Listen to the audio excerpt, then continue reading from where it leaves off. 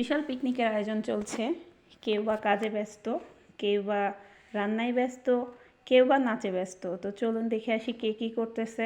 তো আসসালামু আলাইকুম, সবাই কেমন আছেন? যে যেখান থেকে দেখছেন আশা করি সবাই ভালো আছেন, আর আমিও ভালো আছি।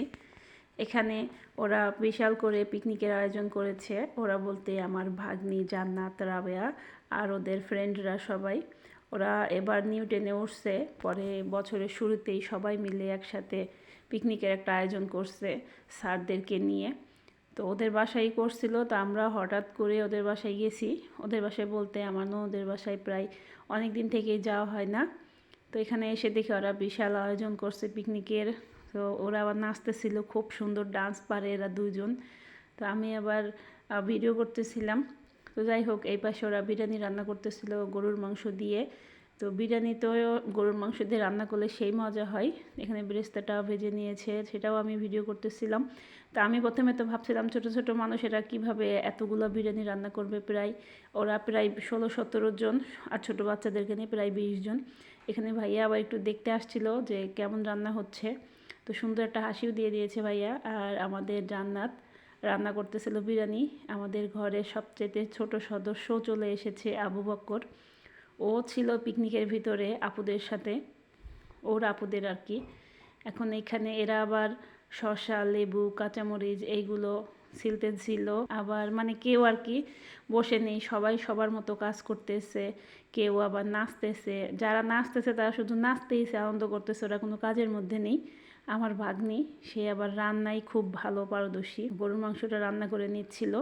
তো গরুর মাংস যত সুন্দর রান্না করে নেবে, বিরিয়ানিও কিন্তু ততই মজা হবে। ও আমাকে জিজ্ঞেস করতেছিল যে মামি দেখো তো হচ্ছে নাকি। আমি অনেক সুন্দর হচ্ছে, কেন খুব ভালো পারে।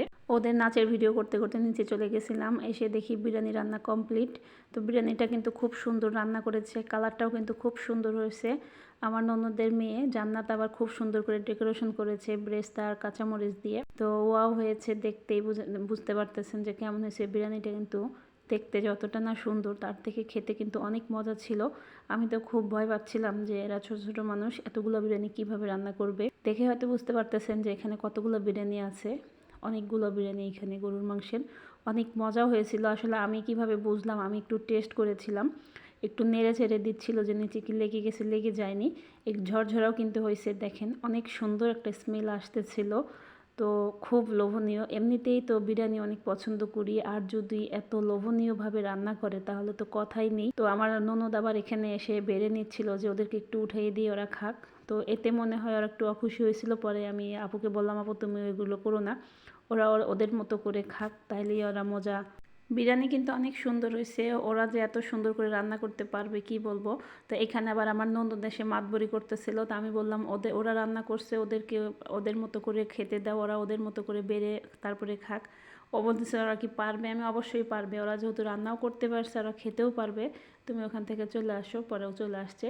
এরপরে ওরা নিজেরাই নিয়ে নিয়ে খাচ্ছিল, তারও কিছুটা ভিডিও আমি করে নিলাম।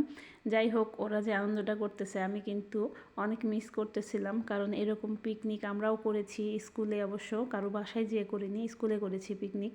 তো অনেক মিস করতেছিলাম। আমাদের ওয়ালিদ বাবা চলে এসেছে পিকনিকে অংশগ্রহণ করতে। তারপরে সবাই মিলে একসাথে আনন্দ করে খাচ্ছিল। যাই হোক, আল্লাহ হাফেজ, সবাই ভালো থাকবেন আজ পর্যন্ত।